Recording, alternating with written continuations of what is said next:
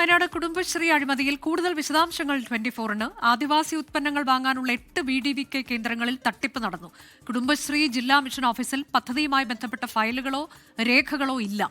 CPIM നേതാക്കൾ ഉൾപ്പെടെ 3 കുടുംബശ്രീ ജീവനക്കാരെയാണ് അഴിമതിയെ തുടർന്ന് പിരിച്ചുവിട്ടത്. നടന്നത് ഗുരുതര ക്രമക്കേടെന്ന് കൃഷിമന്ത്രി ടി സിദ്ദിഖ് പറഞ്ഞു.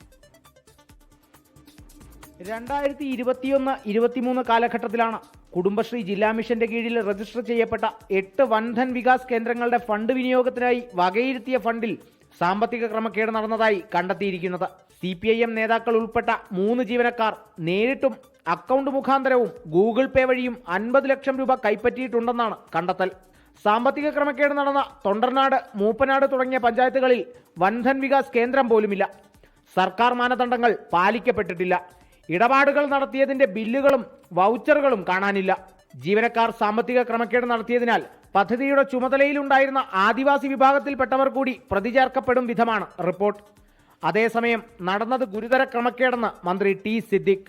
കുടുംബശ്രീയുടെ കീഴിലുള്ളതായ അതിപ്രധാനമായിട്ടുള്ള 8 കേന്ദ്രങ്ങൾ, അതുമായി ബന്ധപ്പെട്ടുകൊണ്ടുള്ള സാമ്പത്തിക ധനവിനിയോഗത്തിൽ ഗുരുതരമായിട്ടുള്ള സാമ്പത്തികമായിട്ടുള്ള ക്രമക്കേട് ഉണ്ടായിട്ടുണ്ട്.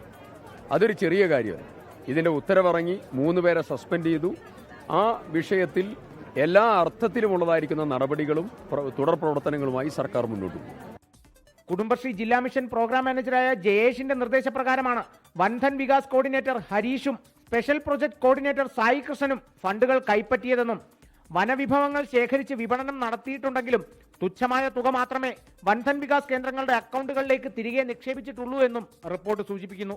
സാമ്പത്തിക ക്രമക്കേട് നടത്തിയതിൽ പുറത്താക്കപ്പെട്ട 3 ജീവനക്കാരിൽ Jayesh CPIM Kalpetta civil station branch സെക്രട്ടറിയും Harish Kalluvayal CPIM branch committee അംഗവുമാണ്. 24 വയനാട്.